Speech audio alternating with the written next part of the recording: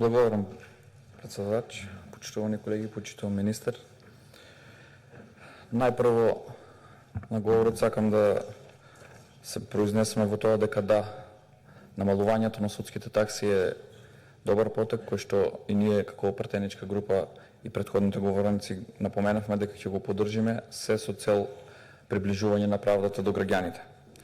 Меѓутоа да видиме како е воспоставено, односно како е доставен овој предлог на закон и во што се состои неговата суштина во делот на неговото подготвување и предлагање на пратениците. Најпрво, како ВМРО ДПМН и коалицијата Обнова за Македонија, ние имаме предвидено намалување на судските такси, но процентот на намалување на судските такси ќе биде утврден врз основа на претходно направена анализа на висината и одржливоста на судскиот буџет. Тоа е да видиме со кои импликации како ќе се одрази на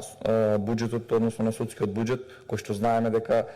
од судскиот буџет се намируваат сите дополнителни сите трошоци, основни трошоци кои што се за правосудството. Затоа бараме да ни објасни министерот врз основа на која анализа, како ќе се рефлектира тоа и врз основа на што е доведена, односно донесена ова таксативно ставена сума, намалување на судската такса до 6.000 денари за физичките лица. Меѓутоа, да не заборавиме, лично министерот, како сегашен министер, доскорешен советник во кабинетот на премиерот, сигурно е запознат дека ова одредба, односно ова декларативно залагање досегашно за намалување на судската такса, односно за приближување на правдата до обичниот граѓанин, им беше ставено во програмата во 2016 година. Истота, еве гледаме дека ниту посегнаа да ја реализираат, ниту започнаа. Меѓутоа, посуштинско во овој дел е тоа што самите ветуваа во програмата дека трошоците, односно судските такси и трошоците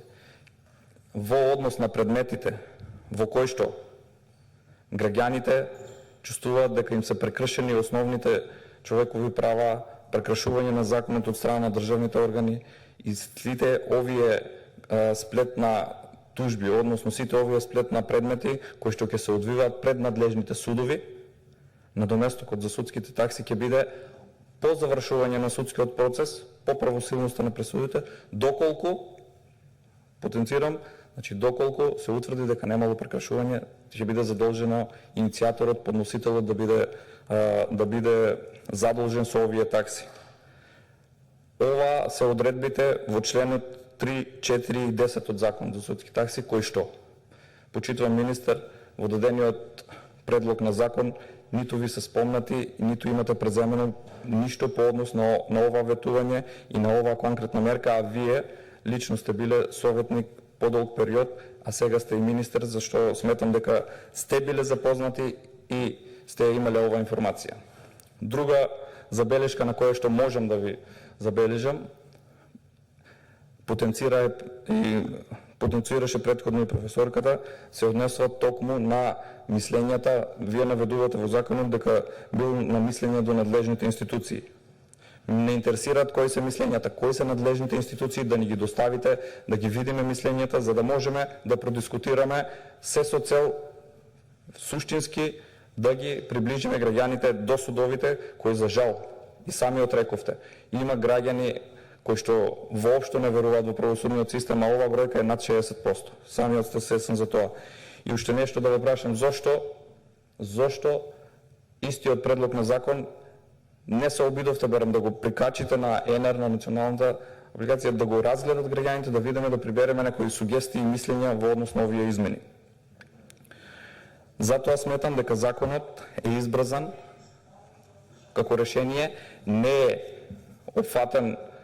секој сегмент кој што можел дополнително да придонесе во однос на подобрување на текстот и на решенијата во однос на овој закон, но потенцирам, ние како пратеничка група го поддржуваме ова намалување на судските такси и секој друг закон кој што ќе се однесува на овие реформи во правосудниот систем, за кој што најмногу сме критикувани